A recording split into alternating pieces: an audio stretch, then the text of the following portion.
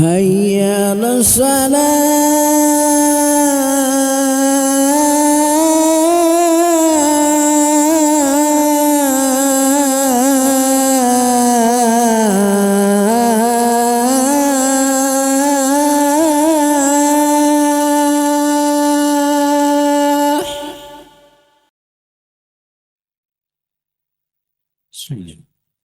Assalamualaikum warahmatullahi wabarakatuh.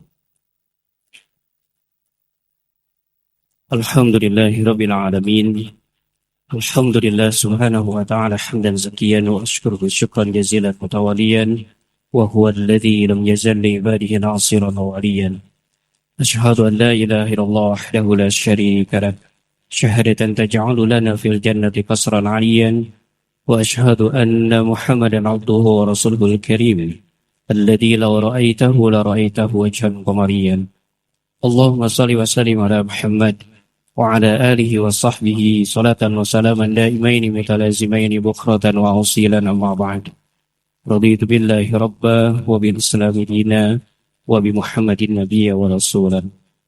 Alhamdulillahi rabbil alamin. Berkat izin Allah yang maha baik, Allah yang maha sayang pada hambanya, kita masih bisa merasakan keagungan dan kebesaran nikmatnya hingga pada kesempatan subuh kali ini. Allah masih memampukan kita sehingga kita bisa menunaikan salah satu kewajiban kita, yakni menjalankan ibadah subuh, salat subuh berjamaah. Salawat serta salam mudah-mudahan senantiasa tercurah limpahkan kepada junjungan kita, teladan sepanjang zaman, Rasulullah Muhammad sallallahu alaihi wasallam, juga kepada keluarga, sahabat serta pengikutnya, dan insyaallah termasuk kita semua yang istiqomah menjalankan tuntunan dan ajaran beliau dari awal hingga akhir zaman. Alhamdulillahirabbil alamin. Berkat izin Allah pula saya bisa hadir bersilaturahim di masjid ini, Masjid Al-Ikhlas, yang kalau bapak-bapak ibu-ibu membuka Al-Quran, maka dalam Al-Quran ada 31 kata Al-Ikhlas disebutkan. 8 kali dalam bentuk khalaso, 22 kali dalam bentuk akhlaso, 1 kali dalam bentuk ikhlaso. Semuanya artinya sama. Ada nilai memurnikan. Jadi Al-Ikhlas ini adalah masjid yang ketika kita hadir di sini memakmurkan, maka insya Allah akan terjaga nilai-nilai keikhlasan kita semua. Insya Allah. Kita akan belajar tentang bagaimana keikhlasan Nabi Ibrahim alaihissalam. Di pada kesempatan silaturahmi perdana ini, saya tadi berbincang dengan Pak Zul. Zul sebelah mana ya?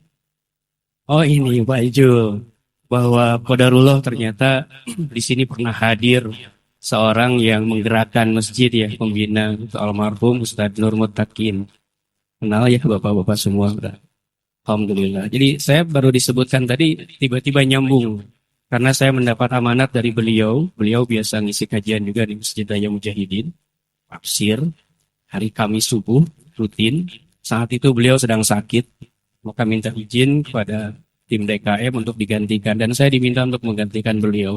Sesuatu amanat yang tidak gampang. Sesuatu amanat yang tidak mudah. Hingga kepada Allah lebih sayang memanggil beliau. Dan mudah-mudahan apa yang menjadi bagian amal ibadah beliau di tempat ini menjadi catatan amal terbaik di sisi Allah subhanahu wa ta'ala. Allahumma gfir lahu warhamhu wa'afi wa'afan. Dan qadarullah kedua anaknya sempat saya asuh. Fajar, sekarang di Mesir ya, udah 30 juz hafiz. Sekarang adiknya Tehnala, Hafizoh juga 30 juz di Garut.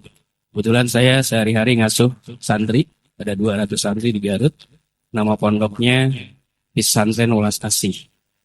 Sunda banget, Welas Asih. Santriwan-santriwatinya kami panggil AATT, ustadz-ustazahnya kami panggil Abah Ambu. Jadi rada-rada nyunda. Posisinya di Garut, di Samarang, dekat Kamojang. Di tengah sawah. Jadi kami tidak punya pintu gerbang, kami tidak punya pagar. Pagarnya itu adalah masyarakat sekitar, dan gerbangnya itu adalah hati-hati kami yang terbuka menerima siapapun yang datang. Alhamdulillah. Sekarang tahun ke-5 memasuki tahun ke-6. Baik, ada kesempatan 45 menit ke depan sebelum jam 6 kita akan mencoba untuk menelaah terkait dengan hari esok yang menjadi Yaumun Nahar di Indonesia. Dan hari ini menjadi hari Yaumun Nahar di Saudi ya. Ini cukup ramai juga ya Pak. Abdi teh bade saum dinten ayeuna teh mung ragu-ragu kumargi saurna di Arab mah Saudi kamari atos wukuf di Arafah. Sementara hari ini Yaumun Nahar penyembelihan di Arafah. Sementara di Indonesia hari ini adalah tanggal 9 Zulhijjah dan besok baru 10 Zulhijjah.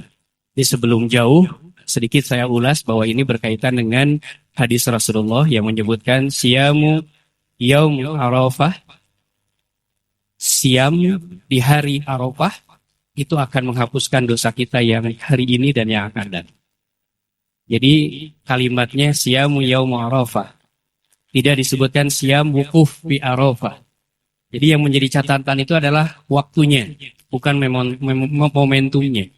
Kalau di Arafah kemarin wukuf tanggal 9, karena Saudi menghitungnya 1 Zulhijjahnya itu di hari Jumat. Indonesia berisbat, maka 1 Zulhijjahnya jatuh pada tanggal 1 Zulhijjah hari Sabtu. Kalau dihitung sekarang tanggal 9 Zulhijjah. Dan besok tanggal 10 Zulhijjah. Jadi tidak ada persoalan sebetulnya. Mau memilih yang kemarin saumnya hari ini berlebaran, mangga ada ketentuannya silakan. Bagi yang hari ini, karena kita di Indonesia, saum kemudian besok melakukan Yaumun Nahar, itu pun sesuai dengan penanggalan Indonesia. Jadi tidak ada persoalan. Yang kita lakukan adalah saum sunnah Arafah, bukan saum wukuf. Bisa dipahami ya? Kalau saum wukuf berarti harus sesuai mengikuti wukufnya di Arafah kemarin. Saudara-saudara kita, rekan-rekan kita yang sedang berhaji kemarin wukuf, setelah tanggal 8-nya Yaumut Tarwiyah, kemudian hari ini adalah Yaumun Nahar. Beres penyembelihan, kemudian nanti lempar akobah dan tahalul awal. Dilanjutkan besoknya, hari tasyrik pertama, kedua, ketiga, melempar jumroh, dari mulai ula, wusta, sampai akobah. Baik, yang ingin saya sampaikan di sini adalah sesuatu yang dekat dengan kita, bahwa Bapak Ibu dalam sholat seringkali menyebut 2 nama Nabi.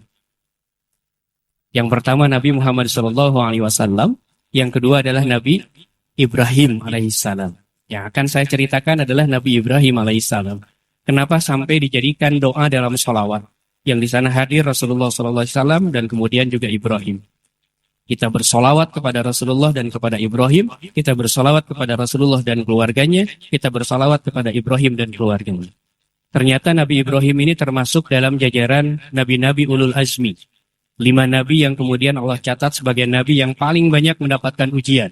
Nabi Muhammad, Nabi Ibrahim, Nabi Musa, Nabi Isa, Nabi Nuh alaihissalam. Disingkatnya jadi Mimin, M-I-M-I-N. Ada Bu Mimin di sini? Punten kalau ada Bu Mimin namanya sama. Jadi ini 5 Nabi yang kemudian disebut Ulul Azmi. Apa itu Ulul Azmi? Singkatnya Ulul Azmi adalah Nabi-Nabi yang betul-betul mendapatkan ujian yang tidak gampang dari Allah, kemudian bisa melewatinya. Nabi Ibrahim, kita lihat dalam Al-Quran, Al-Baqarah 124, diuji oleh Allah Subhanahu wa Ta'ala, harus berhadapan dengan ayahnya, seorang pembuat patung yang sangat tersohor di negeri itu. Kemudian didukung oleh pemerintahannya yang memang mereka menyembah berhala. Jadi pemerintahan saat itu menyembah berhala, ayahnya Ibrahim seorang pembuat patung, sementara Ibrahim bergerak mencari nilai-nilai ketuhanan. Sampai kemudian bagaimana Ibrahim mengajak orang-orang saat itu untuk bertauhid kepada Allah Subhanahu wa Ta'ala. Ada dialog dalam Al-Quran bagaimana Ibrahim melihat bintang dan mengatakan, "Hadza Rabbi," ini adalah Tuhanku. Ternyata bintang tiada. Kemudian melihat ada rembulan, "Hadza Rabbi," kayaknya ini Tuhanku. Ternyata rembulan juga hilang. Sampai muncul Asy-Syams, matahari, "Hadza Rabbi, hadza akbar," kayaknya ini Tuhanku. Ini lebih gede daripada bintang dan rembulan. Ternyata yang namanya matahari pun hilang. Sampai kemudian Ibrahim mengatakan, "Aku tidak suka terhadap Tuhan yang menghilang." Maka keluarlah kalimat, "Inni wajjahtu wajhiya lillati fataras samawati wal ardh hanifa muslima wa ma ana minal musyrikin." Ibrahim yakin bahwa ada yang menciptakan alam semesta. Maka mengajak kepada kaumnya. Ketika mengajak kepada kaumnya, ayahnya sendiri seorang yang musyrik, pembuat patung. Sampai kemudian direkam dalam Al-Quran ketika orang-orang sedang pergi melakukan peribadahan di tempat lain, Ibrahim diajak. "Ayo Ibrahim, kita ikut beribadah ke tempat lain." Ibrahim mengatakan, "Faqala inni sakib." Sesungguhnya aku lagi sakit.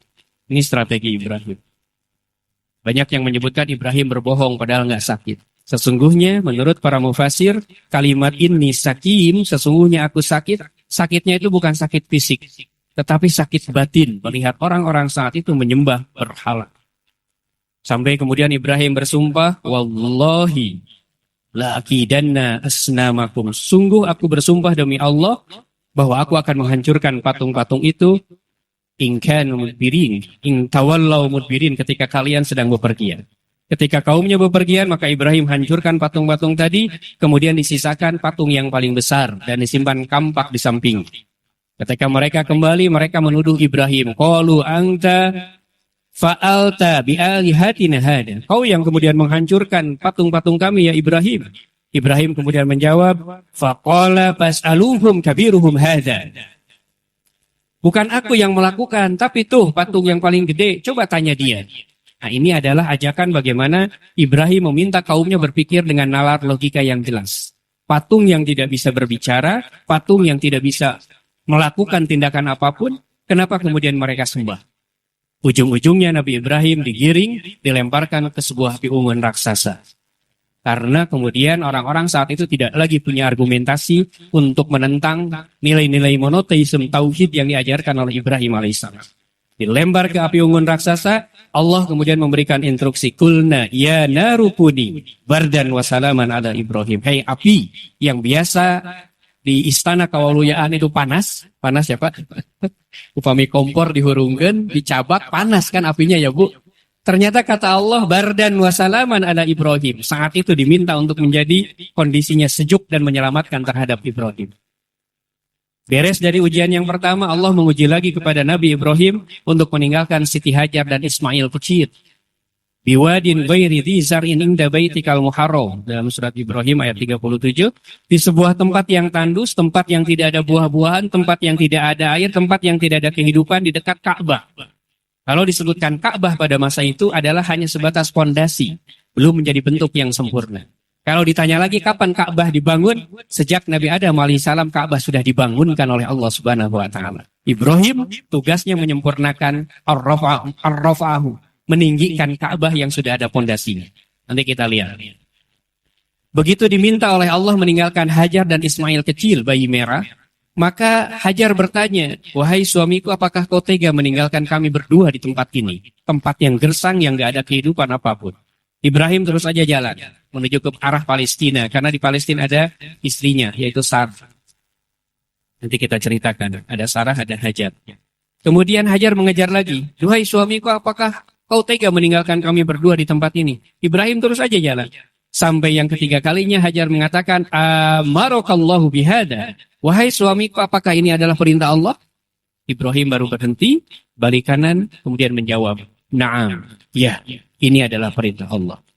Ketika disebutkan itu adalah perintah Allah, maka Hajar mengatakan, Allah tidak akan pernah menyia-nyiakan hambanya.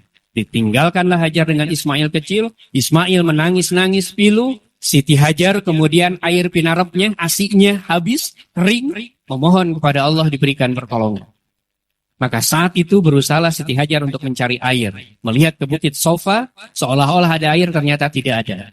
Bergerak lagi menuju ke bukit Marwa, seolah-olah ada air, ternyata fata morgana, tidak ada air. Bergerak lagi ke Sofa, ke Marwa, ke Sofa, sampai berapa balikan? 7 balikan. Pada kondisi yang ke-7, posisinya di Marwa, melihat ke arah fondasi Ka'bah, Ismail kecil kemudian meronta-ronta, menangis keras.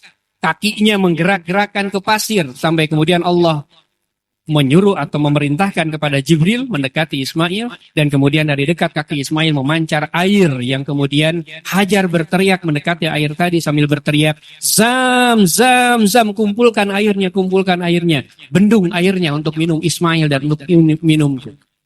Nyampelah ke istana kawaluyaan, air itu kemudian dikenal dengan air Zam-Zam.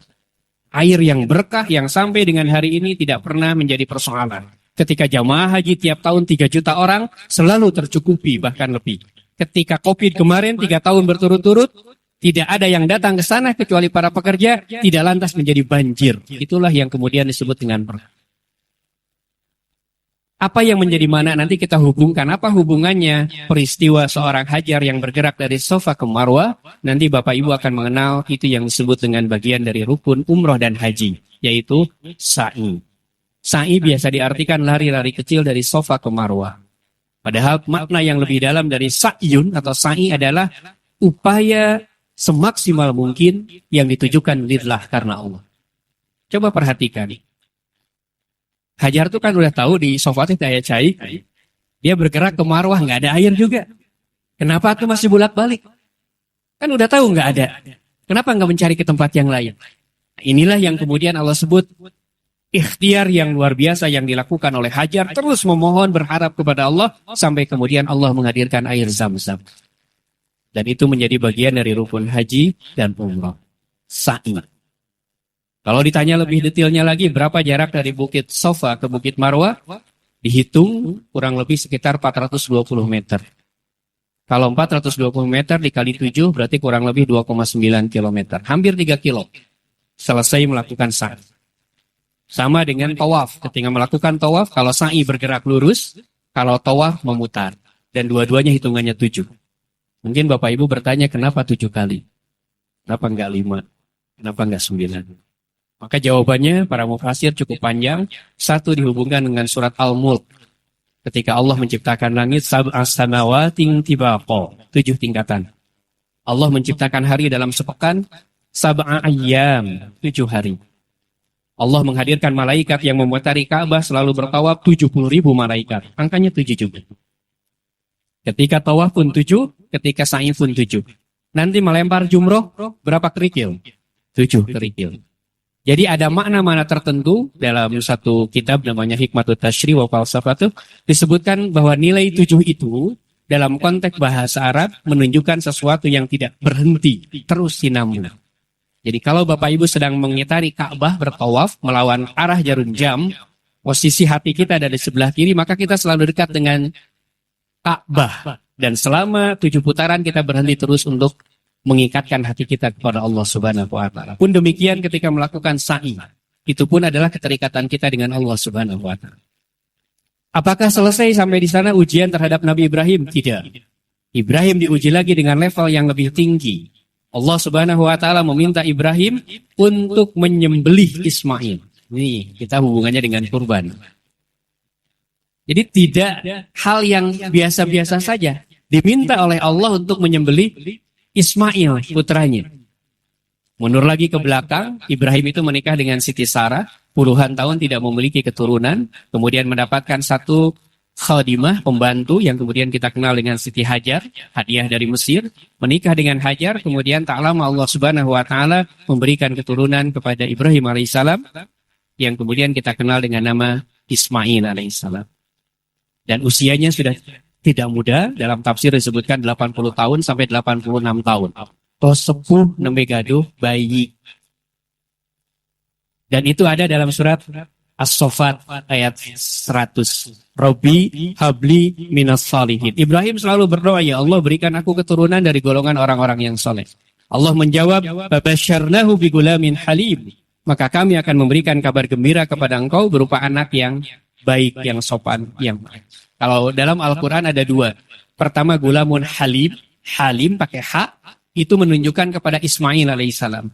Yang berikutnya ada gulamun alim, pakai ain, itu menunjukkan kepada Ishak alaihissalam. Karena nanti dari Hajar lahir Ismail alaihissalam, dari Siti Sarah karena kesabarannya menemani Ibrahim sebagai suami, maka Allah menghadiahkan kepada Sarah, yaitu anak yang kemudian jadi nabi juga, Ishak alaihissalam. Sarah nggak percaya, dirinya sudah sepuh, sudah tua, bahkan disebutkan sebagai akhirah, seorang yang mandul, yang nggak mungkin punya keturunan, tapi dengan kehendak Allah lahir nanti Nabi Ishak alaihissalam. Dari Ishak nanti hadir Nabi Yakub dan seterusnya. Dari Nabi Ismail nanti hadir ke bawahnya sampai kepada Nabi Muhammad SAW.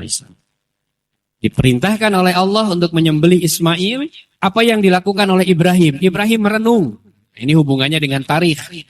Tanggal 8 Zulhijjah Ibrahim merenung, benar nggak ini perintah dari Allah? Atau ini jangan-jangan bisikan setan?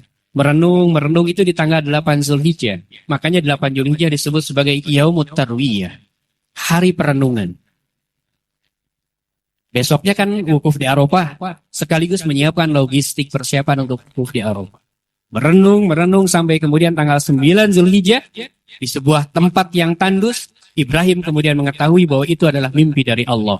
Arafa Ibrahim anil manam. Maka tempat itu kemudian Bapak Ibu kenal sebagai Padang Arafah. Ibrahim tahu mimpinya dari Allah Subhanahu wa Ta'ala.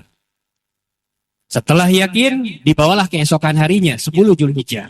Yaumun Nahar, seperti sekarang di Saudi tanggal 10 Zulhijjah, kita tanggal 9 Zulhijjah, besok Yaumun Nahar bagi kita. Dibawa Ismail ke sebuah tempat namanya Jabal Qurban. Posisinya ada di Mina, kemudian Ibrahim sudah ikhlas, Ismail sudah ikhlas. Dan ini direkam dalam Al-Quran, falamma balagha ma'ahu sa'ya qala ya bunayya inni ara fil manam anni azbahuka fanzur madza tara. Wahai anakku, aku melihat dalam mimpi bahwa aku menyembelih engkau. Fanzur madza tara. Bagaimana pendapatmu tentang ini? Kemudian Ismail menjawab, qala ya abati fa'al ma tu'mar, satajiduni insyaallah minas sabirin. Wahai ayahku, kalau memang ini perintah dari Allah, lakukan saja.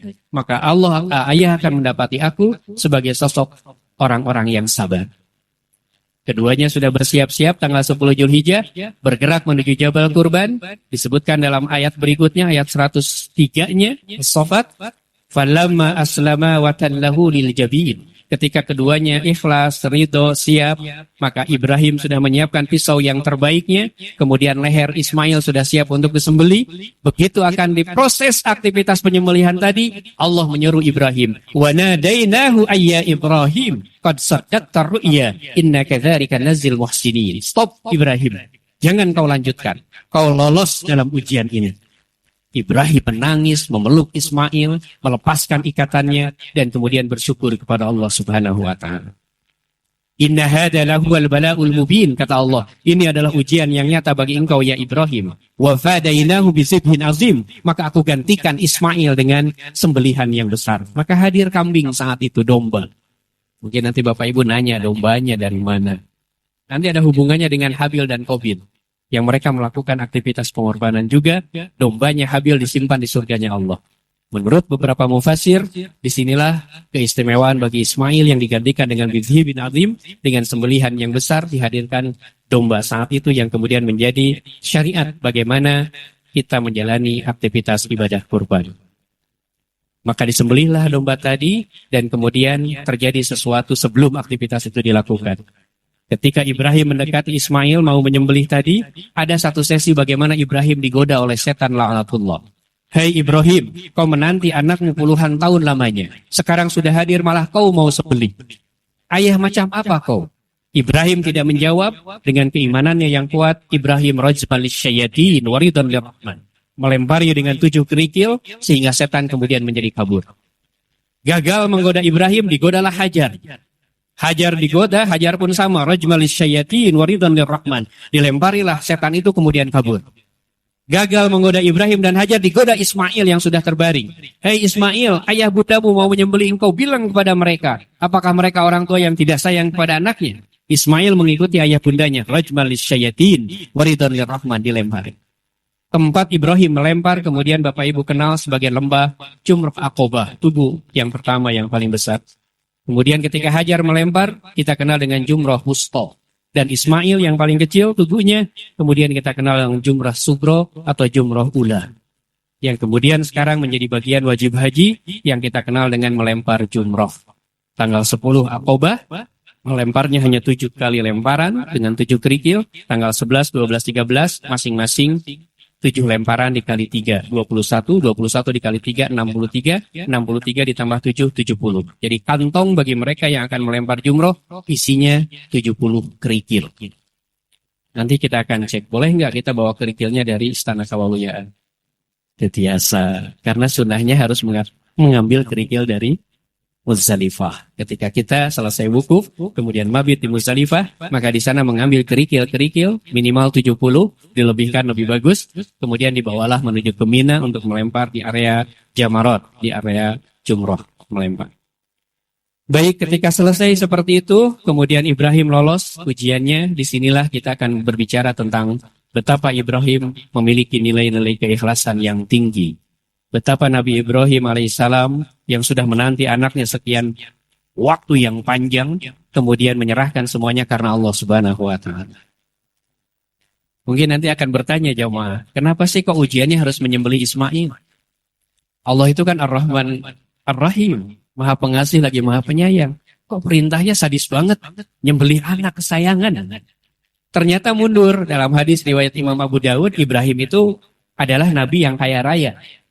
punya 1000 ekor domba, 300 ekor sapi, 100 ekor unta. Yang saat itu orang-orang bertanya, wahai Ibrahim, ternak ini punya siapa? Ibrahim menjawab, ini semua adalah milik Allah. Kalau Allah meminta aku menyembelih, akan aku sembelih semuanya. Bahkan kalau Allah memberikan aku keturunan, ini kalimatnya nih. Kalau Allah memberikan aku keturunan, saat itu Ibrahim belum punya anak. Maka ketika Allah perintahkan aku untuk menyembelih anakku, akan aku sembelih. Itulah yang kemudian dicatat, yang kemudian Allah hadirkan dalam surat As-Saffat tadi. Diuji Ibrahim, benar nggak nih kata-kata Ibrahim? Ternyata Ibrahim memenuhi apa yang kemudian Allah perintahkan. Begitu mau dieksekusi, Allah mengatakan stop.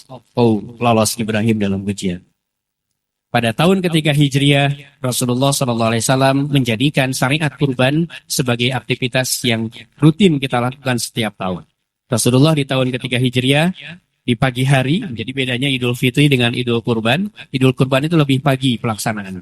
Berangkat menunaikan salat Id 2 rakaat, kemudian naik ke atas mimbar menyampaikan khutbah Id. Setelah itu Rasulullah kemudian menyembelih 100 ekor unta saat itu. 70 oleh tangan Rasulullah sendiri, 30 sisanya oleh mantunya, yaitu Ali bin Abi Thalib. Dan itu terjadi di tahun ketiga Hijriah, berbarengan dengan turunnya syariat-syariat tentang zakat, kemudian tentang aktivitas Id yang kemudian menjadi ketentuan bagi kita sebagai kaum muslimin. Hadirin wal hadirat rahimakumullah. Kemudian yang berikutnya tadi, aktivitas yang dilakukan oleh seorang hajar dari Safa ke Marwah menjadi rukun dalam umroh dan haji. Kemudian melempar jumroh tadi menjadi aktivitas wajib haji. Bagaimana itu dilakukan di tanggal 10, 11, 12, 13 Zulhijjah oleh jamaah haji. Nanti lebih detailnya lagi akan ada yang disebut dengan nafar awal. Bapak-bapak kenal ya, ibu-ibu. Ada yang disebut dengan nafar sani. Kalau melemparnya sampai tanggal 12 Zulhijjah, kemudian pulang kembali ke Mekah, meninggalkan Mina, disebutnya nafar awal. Kalau yang menuntaskannya sampai tanggal 13 Zulhijjah, maka disebutnya nafar sani. Mana yang lebih enak, dua-duanya boleh dilakukan. Jadi sama, gelombang pertama, gelombang kedua, semuanya melakukan aktivitas wukuf di Arafah, kemudian mabit di Mina. Baik Bapak Ibu yang dirahmati Allah Subhanahu wa Ta'ala, oleh karena itu yang namanya Idul Kurban menjadi syariat bagi kita. Insyaallah besok kita akan melakukan Yaumun Nahar.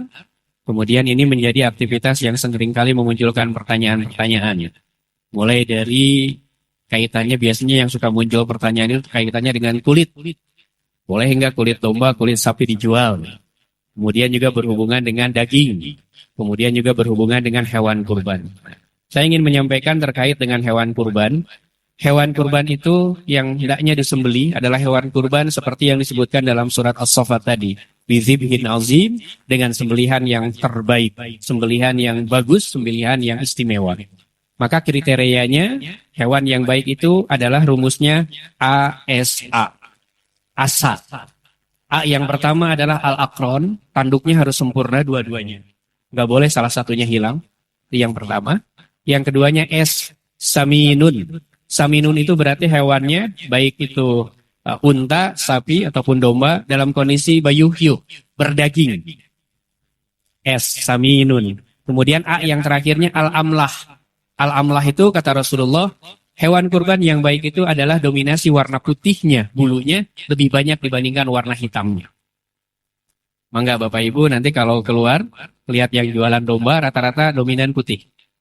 Pun sama nanti kalau melihat sapi yang putih itu lebih istimewa harganya dibanding sapi yang hitam putih. Sapi hitam putih disebutnya sapi FH, harganya lebih rendah dibanding sapi yang warnanya mendekati putih keseluruhan.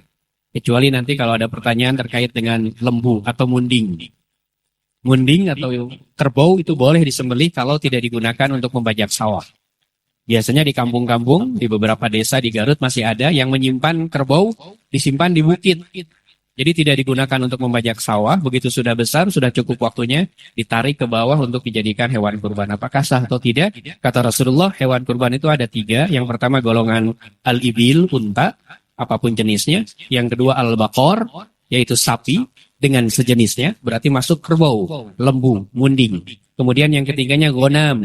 Gonam itu diartikan domba, kibas, biri-biri, atau embe. Jadi kalau kita nanya, kalau embe boleh enggak itu domba kacang? Itu termasuk gonam, silakan. Karena nanti muncul pertanyaan, Tad, boleh enggak kami berkurban dengan ayam? Tetiasa. Ayamnya mahal, Tad. Ini ayam pelung, harganya lebih dari 200 juta. Tetiasa. Karena tuntunannya tidak ada. Harganya boleh mahal tapi tidak ada tuntunan. Bebek, entok, dan kawan-kawannya juga tidak bisa. Jadi Rasulullah hanya menyebutkan al-ibil, al-baqar, al-ghanam. Kemudian larangan hewan-hewan yang tidak mesti disembelih, tidak diperkenankan disembelih, rumusnya AMAK, amak.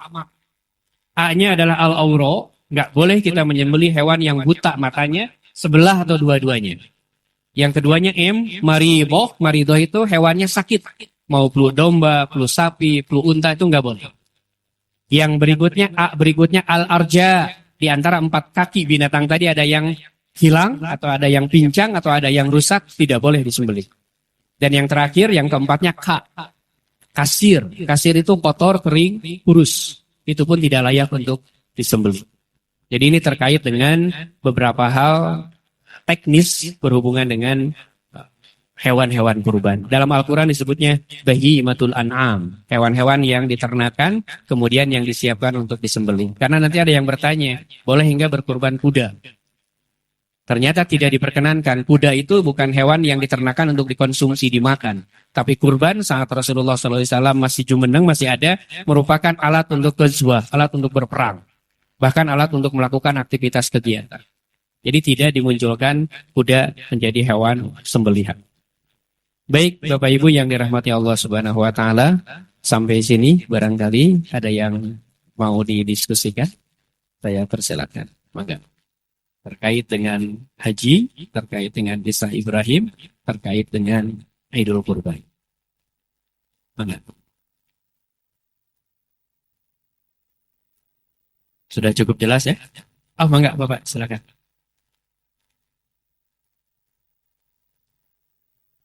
Baik, terima kasih. Yang pertama terkait dengan pertanyaan tadi, ada hadis yang menyebutkan bahwa ketentuan melaksanakan aktivitas hewan kurban tidak ditentukan berdasarkan jenis kelamin. Tetapi diutamakan adalah yang memungkinkan saminun.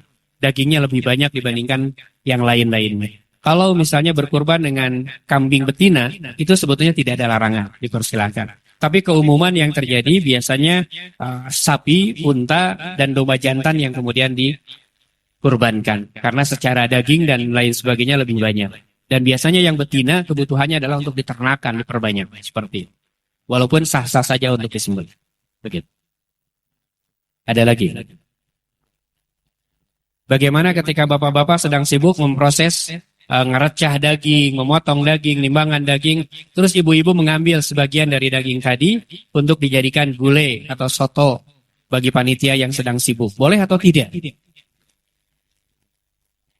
Nanti amil, kalau dalam zakat kan ada amil ya, kalau dalam Idul Kurban juga ada amil sebagai panitia kurban.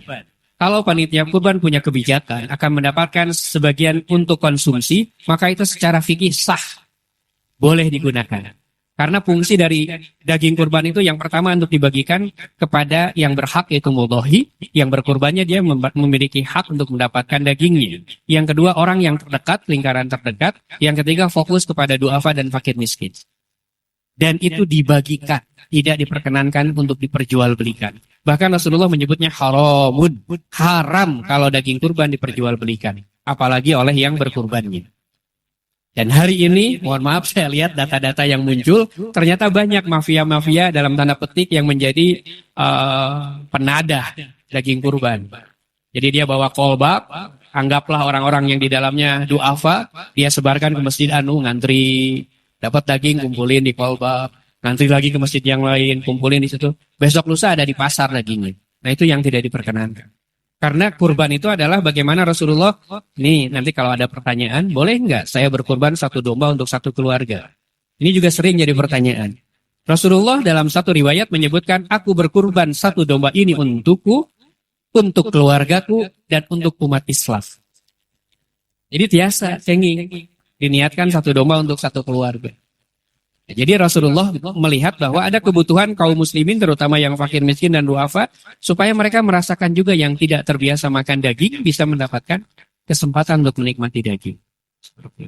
Muncul lagi pertanyaan yang mengejar.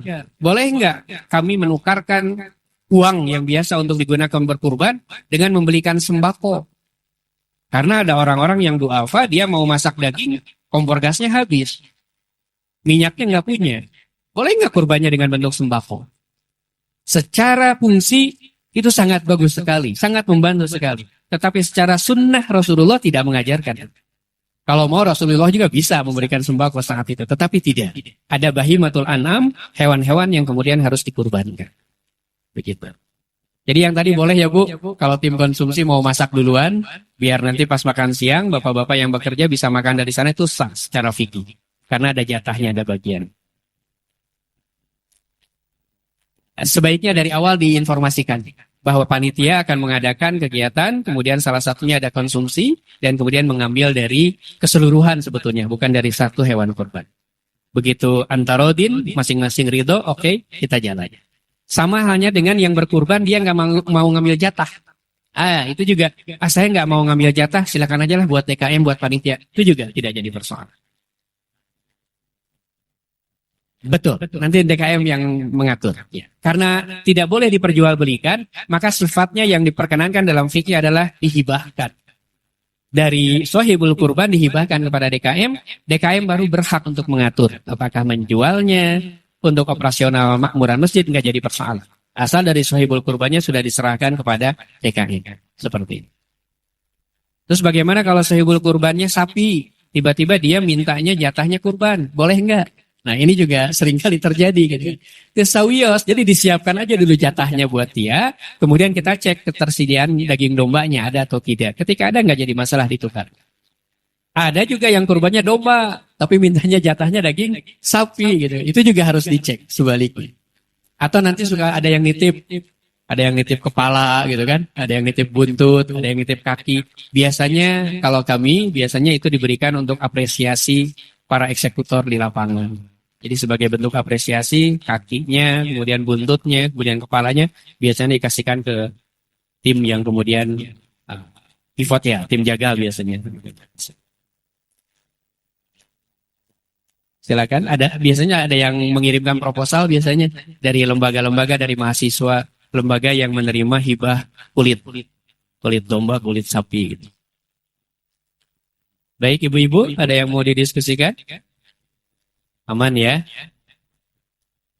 Kepala? Kenapa?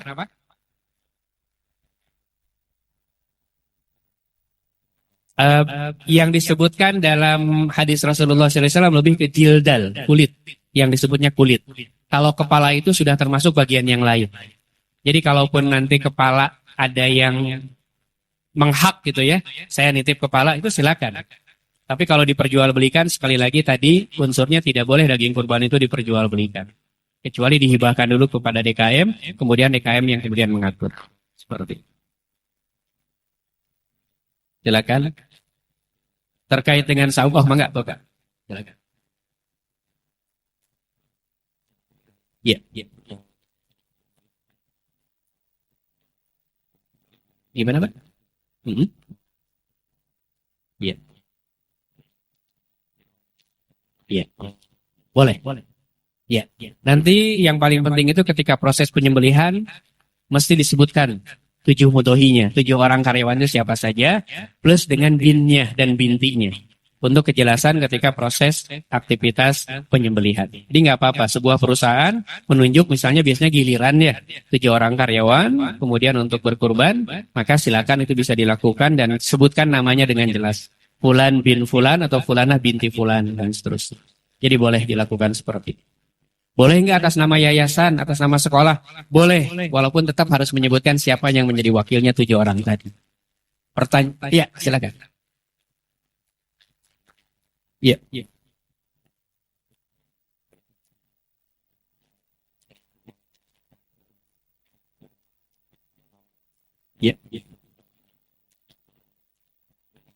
Iya. Iya.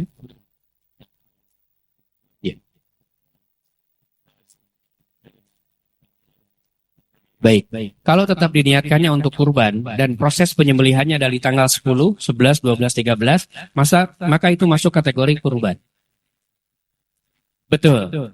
CSR ataupun pribadi atau apapun, ketika memang diprosesnya di tanggal yang 4 ini, maka itu masuk pada kategori sebagai hewan kurban. Apalagi kalau disebutkan niatnya dari PT mana atau dari masjid mana, maka itu tetap disebut bahwa PT dan masjid itu sebagai sohibul kurban. Karena transaksi penyembelihan itu harus ada siapa mudhohinya. Terlepas kita misalnya bersedekah atau berinfak. Kalau lewat dari tanggal 10, lewat tanggal 11, lewat tanggal 12, 13, 14 ke sana, maka disebutnya sedekah. Bukan lagi hewan kurban. Makanya harus diperhatikan, boleh enggak kita menyembelih tanggal 18 Juni? Mangga, boleh. Tanggal 19, boleh. Tanggal 20, boleh. Tapi setelah lewat 13, kesananya tidak diperkenankan karena menjadi hewan sembelihan biasa, bukan hewan kurban. Begitu. Dan hari ini berarti hari yang luar biasa, ini di Makkah, di Jabal Kurban, dekat Mina. Jamaah haji diperkenankan untuk menyaksikan proses penyembelihan. Banyakkan di sana unta, kemudian juga ada domba. Hari ini dombanya lumayan, harganya cukup tinggi, 500 sampai dengan 750 rial. Sekitar 2,5 juta, 3 jutaan lebih. Dan yang kena dam biasanya memang sudah bersiap-siap untuk mencari domba. Jadi yang kena dam itu mereka yang berpakaian ihram, kemudian melanggar larangan-larangan ihram. Jadi hati-hati nih jamaah haji memang yang punya kebiasaan mencabut bulu hidung di Indonesia itu harus di stop gitu. Ada yang iseng aja nyabutin bulu hidung itu kena dam, nggak boleh. Atau bulu tangan nggak boleh. Atau tiba-tiba karena dia pakai pakaian ihram udah 3 hari, tampaknya wanginya tidak asik, kemudian dia semprot-semprot, itu nggak boleh. Ada juga pakai peci karena panas pakai peci aja. Itu juga nggak boleh. Terus beralasan peci saya mereknya Haji Iming, nggak boleh, mau merek apapun nggak boleh, gitu. Harus dibuka. Begitu tanggal 10 ini penyembelihan beres, kemudian jamaah haji melempar akobah, 7 lemparan, setelah itu balik lagi kemudian tahalul awal, boleh berganti pakaian. Untuk berikutnya nanti melempar besoknya tanggal 11, 12, 13, untuk melempar jumrah ula, wusta, kemudian akobah. Ditutup dengan tawaf ifadah, kemudian tahalul sani, selesai aktivitas ibadah haji yang utama. Jadi ibadah haji itu hanya 6 hari sebetulnya. Yang intinya itu 6 hari. 8, 9, 10, 11, 12, 13. Sudah selesai. Jadi terakhir itu ditutup dengan tawaf wada. Tawaf wada bagi yang gelombang pertama langsung pulang ke Indonesia. Bagi gelombang kedua bergerak menuju ke Madinah. Melakukan aktivitas arba'in. Nah, ini arba'in juga menarik. Karena saya cari hadis-hadisnya, ini arba'in itu benar ada nggak dari Rasulnya? Sholat 40 waktu di Masjid Nabawi. Dan tidak boleh bolong-bolong. Berarti butuh waktu 8 hari. 5 waktu sholat, dikali 8, 40 waktu kena arba'in. Makanya orang-orang Malaysia kaget. Kenapa kok di Indonesia harus 8 hari? Nah, kalau kami hanya 7 hari, 6 hari pulang. Afghanistan hanya 3 hari di Madinah. Nggak mungkin dapat arba'in. Yang lain-lain juga nanya. Akhirnya saya penasaran juga dicari ini fatwanya dari mana. Akhirnya diketahuilah bahwa bangsa Indonesia itu kan tidak dekat untuk ke Mekah Madinah. Jauh. Jadi bagaimana memaksimalkan ibadah yang ada di sana. Muncullah arba'in, sholat 40 kali, 40 waktu, tanpa bolong-bolong selama di Madinah, di Masjid Nabawi. Dan disarankan untuk melakukan sholatnya dalam bentuk berjamaah. Ya, berikutnya kemudian boleh pulang. Begitu dicek ternyata 8 hari itu sebetulnya lebih pada kesiapan transportasi Garuda Indonesia kepulangan. Jadi politis juga ini. Ada unsur-unsur kesiapan menyiapkan transportasi sehingga menjadi lancar pulang perginya. Dan itu menarik. Dan bagi kita sebagai jamaah haji ya tentunya kesempatan untuk banyak-banyak beribadah. Memanfaatkan waktu beribadah. Jadi ada yang kebingungan juga kenapa harus berlama-lama. Makanya nanti ada yang disebut dengan furoda. Furoda itu ada yang 20 hari, 26 hari. Hari ini ada HCI. Mungkin bapak-bapak, ibu-ibu pernah mendengar? Haji Cepat Indonesia tanpa antrian. Ada uang, ada visa keluar. Itu menggunakan visa mujamalah. Visa mujamalah itu visa yang legal karena dia undangan dari Kementerian Saudi. Dan itu biasanya dikasihnya sekitar 700 sampai 500 visa. Dibatasi. Jadi sekarang jamaah cepat Indonesia sudah hadir di sana. Mereka melakukan wukuf kemarin, kemudian juga melakukan aktivitas ibadah seperti biasa. Cuman bisa ditebak, bayarnya tentu tidak sama dengan yang haji reguler, yang kemudian harus antri sekian puluh tahun. Baik, mangga ada lagi terkait dengan ibadah kurban. Sholat idnya lebih pagi ya, disunahkan untuk Idul Adha, karena ada proses penyembelihan. Kalau Idul Fitri biasanya 6:30, jam 7 baru dimulai. Dan Rasulullah itu melakukan aktivitas penyembelihannya itu setelah selesai khutbah Id. Kemudian melakukan aktivitas penyembelihan ketika rentang waktu duha, ketika matahari mulai bergerak sepeninggalan. Jadi sekitar ya selesai jam 7, setengah 8, menjelang jam 8 sudah ada eksekusi. Lebih pagi lebih bagus. Mangga, silakan. Kalau saum Arafah, di sejarahnya, saum Arafah itu lebih duluan dibandingkan dengan syariat haji. Jadi Rasulullah begitu pindah dari Mekah menuju ke Madinah, hijrah. Itu Rasulullah SAW di Madinah itu sudah terbiasa melakukan saum Arafah dan saum Asyura. 9 Zulhijjah dengan 10 Muharram. Kenapa? Karena orang-orang Yahudi yang ada di Madinah saat itu mereka saum. Puasa bahasa mereka itu. Begitu ditanya, kenapa kalian puasa? Kami menghormati Nabi Musa alaihissalam. Kata Rasulullah, Musa itu Nabi kami dan kami yang lebih berhak. Maka sejak itu Rasulullah melakukan aktivitas saum 9 Zulhijjah dengan 10 Asyura. Dan itulah yang kemudian menjadi sunnah saat itu. Karena yang namanya saum Ramadan belum turun. Tahun kedua Hijriah baru turun saum Ramadan. Maka bergeserlah saum Arafah menjadi sunnah. Saum Ramadan menjadi wajib. Haji berikutnya ketika Rasulullah usianya 60 tahun. Itu menjadi haji yang pertama sekaligus haji yang terakhir bagi Rasulullah. Maka Rasulullah disebutnya melaksanakan haji wada. Haji perpisahan. Umrohnya Rasulullah hanya 4 kali sepanjang hidupnya. Saum Ramadannya Rasulullah hanya 9 kali dalam hidupnya. Bapak Ibu sekalian udah puluhan kali. Maka kita bersyukur berkali-kali melakukan aktivitas ini. Terus terkait dengan Masjid Al-Ikhlas tadi ya, nitip tuh dalam Al-Quran ada 31 kali disebutkan. Mulai dari kalimat khalaso, memurnikan, kemudian akhlaso, menambah kemurnian, ikhlaso, membangun sesuatu agar tetap murni. Artinya bertauhid kepada Allah Subhanahu wa Ta'ala. Jadi Bapak Ibu kalau membuka Al-Quran, itu semakin kita dalami, semakin banyak hal-hal yang menarik perhatian kita. Al-Quran itu berapa juz? Kita murajaah. Berapa juz, Pak? 30 juz. Berapa surat? 114 surat. Dari mulai Al-Fatihah sampai dengan An-Nas. Berapa ayat? 6.600. Rata-rata beda kalau ayat itu. Kalau juznya oke, sama 30. Kalau suratnya 114, giliran ayat rada-rada beda. 6.666. Kata siapa itu, Pak? Kata Ustaz.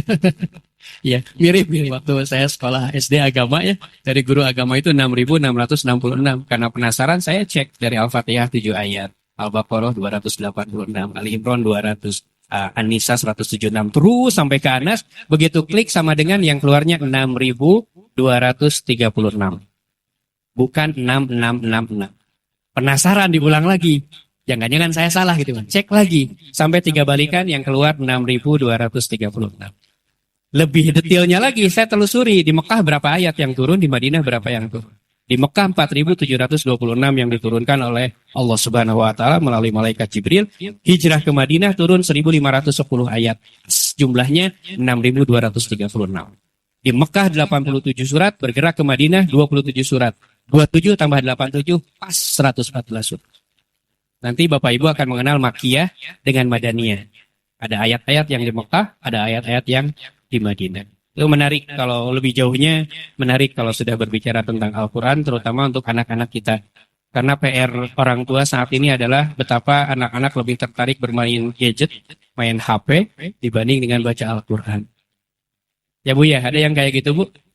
Kalau dipilihkan ini mushaf Al-Quran, ini HP, kira-kira anak milih mana? HP. Ada apa dalam HP? Ada game. Ada game apa? Ada Free Fire, Mobile Legend, macam-macam. 1 jam kurang, 2 jam kurang, 3 jam masih kurang. Kalau sudah bermain HP. Makanya bagaimana kita menghadirkan Al-Quran sebagai sesuatu yang menarik buat anak-anak. Jadikan Al-Quran sebagai sesuatu yang punya daya tarik lebih hebat daripada game. Bagaimana caranya? Itu cukup panjang, tapi intinya bagaimana anak tertarik dengan Al-Quran. Jadi kalau Bapak Ibu mau mengajarkan tentang surat Al-Fil, jangan langsung, misalnya langsung, Alam taro kaifa fa'ala rabbuka bi ashabil fil. Jangan langsung ke situ, tapi ngobrol dulu. Nah, tahu gajah enggak? Al-Fil itu kan gajah. Oh iya gajah. Gajah itu di dunia ada berapa jenis ya? Yuk kita cari yuk, buka misalnya googling atau buka kamus. Oh ternyata ada gajah Asia sama gajah Afrika. Nih kalau peristiwanya Ka'bah mau dihancurkan, kira-kira gajahnya gajah apa ya? Oh gajah Afrika. Cek lagi gajah Afrika itu gedenya segede gimana ya. Oh ternyata gede banget. Begitu lahir bayi gajah Afrika rata-rata 200 kilogram. Gede enggak? Oh gede sekali. Terus gimana langkah mereka? Dihitung, belajar numerasi. Langkahnya gajah Afrika itu seperti apa? Sehingga kenapa Raja Abraham menggunakan gajah? Kenapa tidak menggunakan unta? Kenapa tidak menggunakan kuda? Kenapa tidak menggunakan keledai? Karena orang-orang Arab tidak familiar dengan gajah.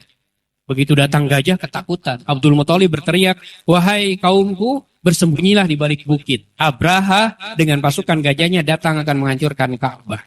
Takut mereka. Sampai kemudian Allah menghadirkan Thayron Ababil. Apa itu Thayron Ababil? Anak-anak pasti suka cerita tentang burung-burung yang membawa batu dari neraka kemudian dilemparkan. Lebih jauhnya lagi bapak-bapak bisa mendalami bahwa benarkah batu yang dilemparkan?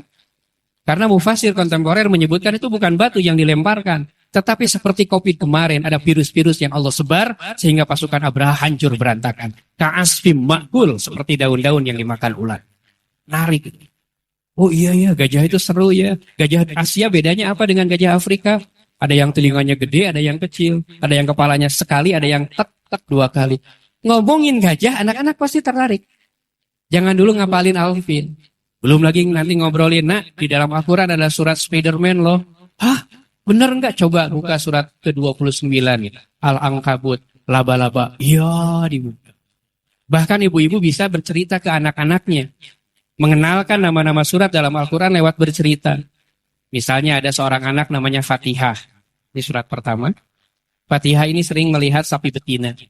Sapi betina itu punya Pak Haji Imron. Berarti ini angka surat ya. Pak Haji Imron punya anak namanya Anissa. Surat keempat. Anissa suka menghidangkan makanan. Al-Maidah.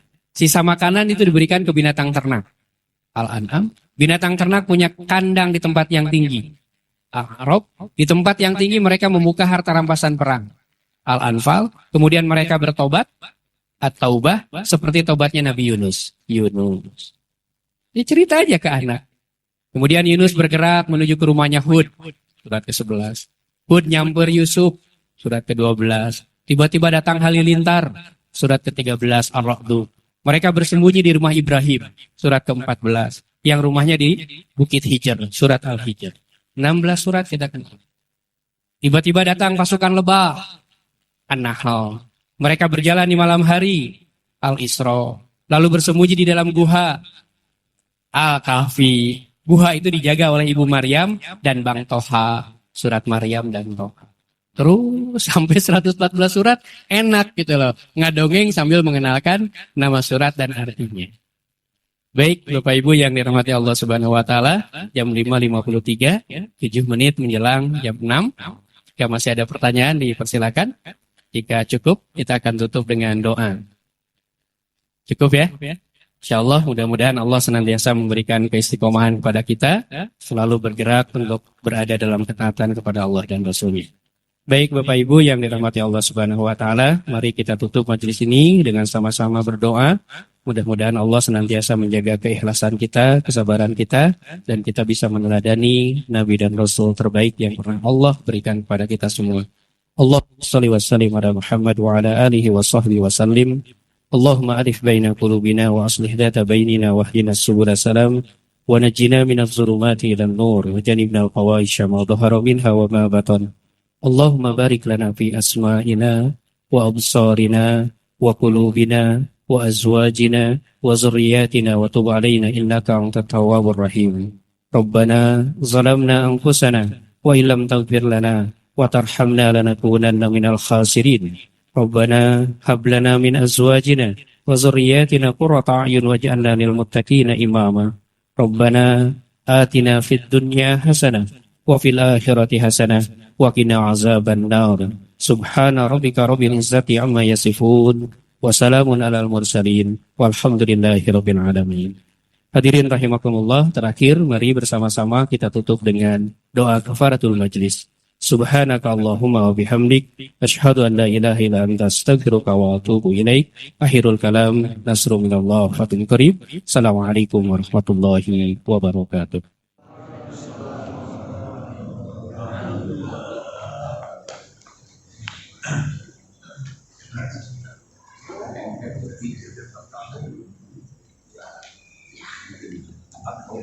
Power